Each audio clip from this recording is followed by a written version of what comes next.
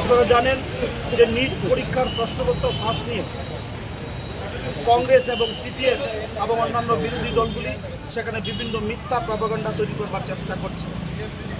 আমরা চাই গণতান্ত্রিক পদ্ধতিতে প্রতিটি রাজনৈতিক দল তার অবস্থান স্পষ্ট করুক। আমরা ভারতীয় জনতা পার্টি আজকের এই জায়গায় দাঁড়িয়ে আমরা আমাদের অবস্থান স্পষ্ট করছি। সাংবিধানিকভাবে তারা সেখানে লড়াই করুক, কিন্তু সংবিধানকে অবমাননা করে দেশের মাননীয় প্রধানমন্ত্রী বাড়ির সামনে গিয়ে হামলা এবং সেখানে অবস্থান বিক্ষোভ, এটা গণতন্ত্র বিরোধী, এটা হতে পারে না। নিট পরীক্ষার প্রশ্নপত্র নিয়ে আমাদের কেন্দ্রীয় সরকারের অবস্থান স্পষ্ট।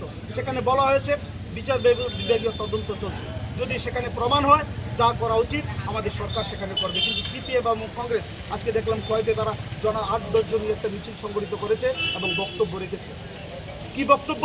সেখানে পদত্যাগ দাবি করছে।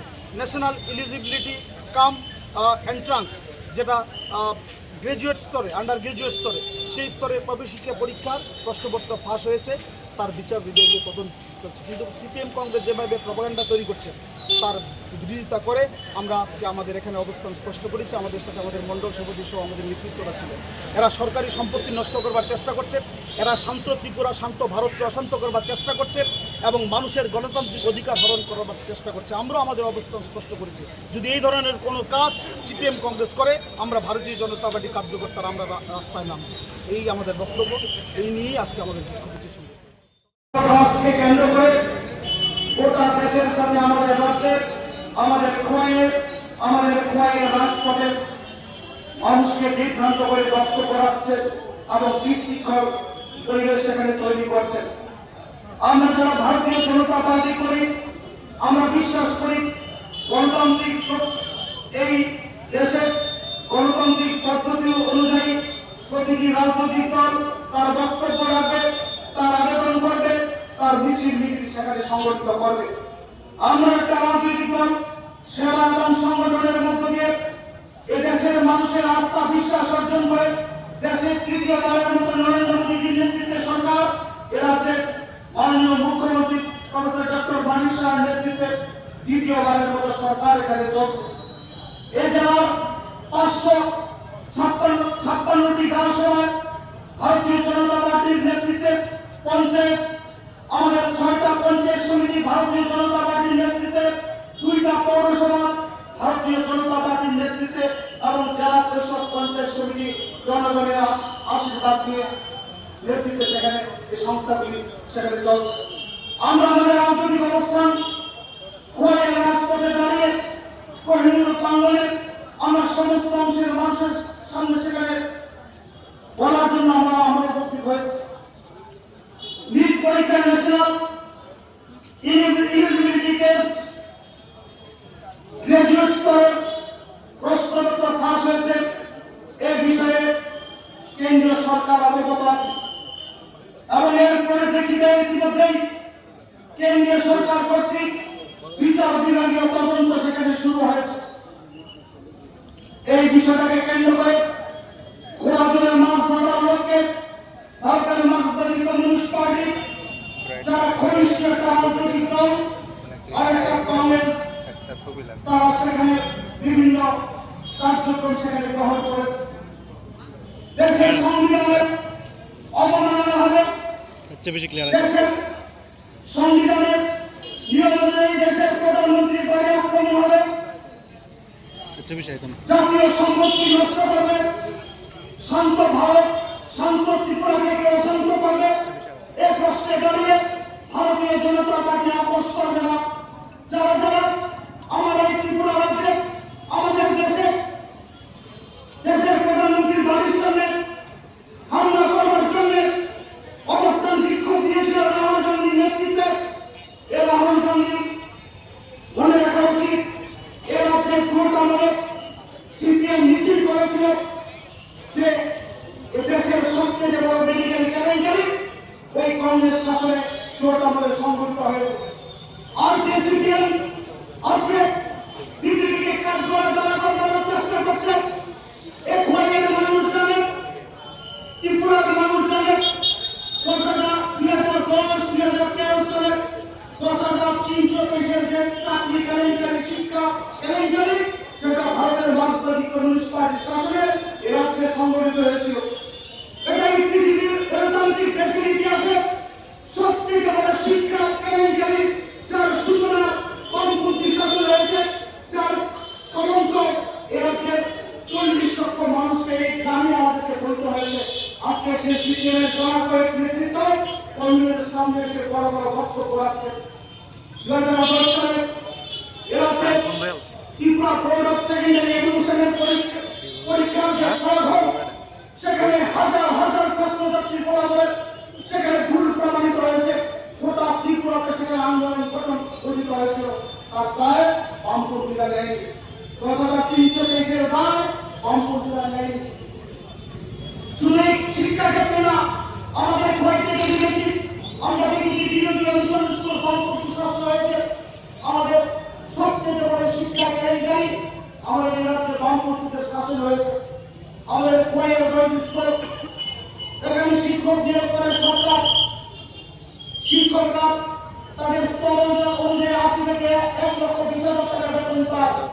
বিদ্যানিকেতন স্কুল, সেখানে শিক্ষক নিয়োগ করে সরকার, সেখানে শিক্ষকদের বেতন দেয় রাজ্য সরকার। সেখানে মিড ডে মিল দেওয়া হয়, সেখানে বাচ্চাদের স্কলারশিপ দেওয়া হয়, সেখানে বাচ্চাদের খাওয়ার ব্যবস্থা করা হয়। প্রতিটি সরকারি বিদ্যালয় বামপন্থী শাসনে ওই সরকারি বিদ্যালয়ে নিয়মিতভাবে পড়াশোনা হয়নি। ক্লাস 8 পাস করা ছেলে তার স্কুলের নাম লিখতে পারেনি।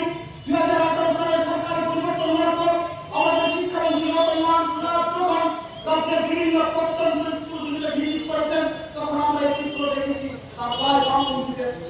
শিক্ষাঙ্গন থেকে শাসন এ রাজনীতি বার্তা যারা নিয়েছিল সেই কমিউনিস্ট শাসনে নতুন নতুন শিক্ষা প্রতিষ্ঠান, প্রাইভেট স্কুলগুলি গঠন হয়েছে। সেখানে আনন্দবাজার স্কুল, বিরোধী অনুসরণ স্কুল, এই সমস্ত প্রাইভেট স্কুলগুলি যে মাস্টারদের যেখানে 8,000 টাকা বেতন দেওয়া হয়, সেখানে অভিভাবকরা তাদের ছাত্র ভর্তি করবার জন্য সেখানে হাজার হাজার টাকা খরচ করছে। অথচ যেখানে সরকার একটা স্কুলের মাস্টারকে 80,000 থেকে 1,20,000 টাকা বেতন দেয়, স্কুলের খাবার দেয়, মিড ডে মিল দেয়, খেলাধুলার জন্য শিক্ষক রাখে, সেখানে ছাত্ররা যেতে চায় না। এই যে শিক্ষা ব্যবস্থার প্রতি অনিয়ম সরকারি বিদ্যালয়ের প্রতি তার দায় বামপন্থীদের, কারণ তার শিক্ষার মানে রাজনীতি সেখানে করিয়েছে। আজকের এই দিনে দাঁড়িয়ে আমরা বলতে চাই যে এসএফআই আজকে বড় বড় কথা বলছেন, তাদের শাসনে কলেজের কারা কোন রাজনীতি করে তার ভিত্তিতে তাকে সেখানে পড়াশোনার সুযোগ সেখানে দিয়েছিল। আজকে খোয়াইয়ের যিনি মাননীয় বিধায়ক বিমল বিশ্বাস, পলাশ বণিকরা, এরা ছাত্র রাজনীতি করত। বামপন্থী ছিলেন, আমরা ডানপন্থী ছিলাম, আমরা ছাত্র রাজনীতি করেছি। আমরা দেখেছি খোয়াই কলেজের তাদের শাসনের দুর্নীতি। এমনি কলেজের আমাদের প্রিন্সিপালকে থাকতে পারে এসএফআই এর নেতৃত্বরা, তখন রাজ্যের মুখ্যমন্ত্রী ছিলেন মানিক সরকার। গোটা ত্রিপুরায় সেখানে প্রতিবাদ হয়েছিল, ওই আমরা মুখ্যমন্ত্রী বা তৎকালীন শিক্ষামন্ত্রী পদত্যাগ দাবি করি। আজকে যারা মিথ্যা প্রবন্ধ তৈরি করে এ রাজ্যকে অশান্ত করার চেষ্টা করছে, আমি আমার বক্তব্য দীর্ঘায়িত করব না। যারা কমিউনিস্ট নেতৃত্ব বা যারা যে ছেলে মেয়েরা নেতৃত্ব দিচ্ছেন, তাদের অভিভাবক এবং তাদেরকে বলবো, রাজনৈতিক ইতিহাস জানবেন।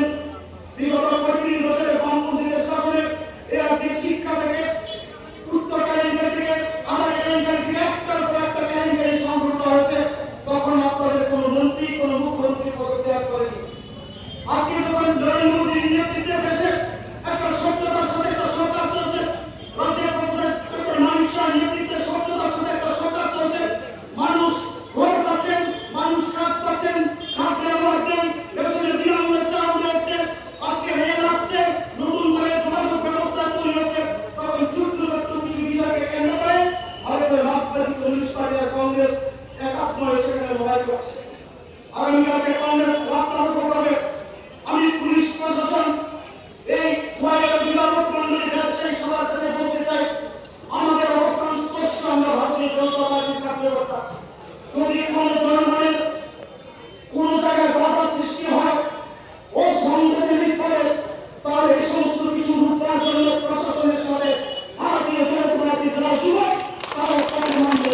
সাবধান করে বলে দিচ্ছি, ভারতের রাজনৈতিক কমিউনিস্ট পার্টির নেতৃত্বের কাছে আহ্বান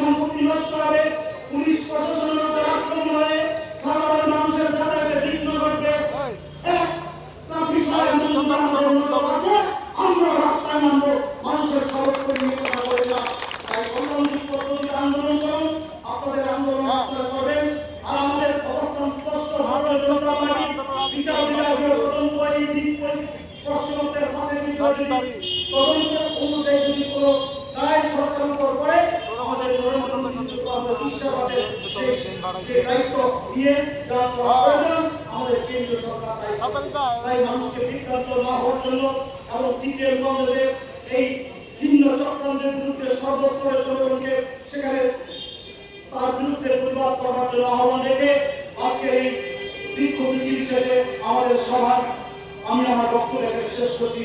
ভারতীয় জনতা পার্টি জিন্দাবাদ, কয়েক মন্ডল কমিটি জিন্দাবাদ, কয়েক জেলা কমিটি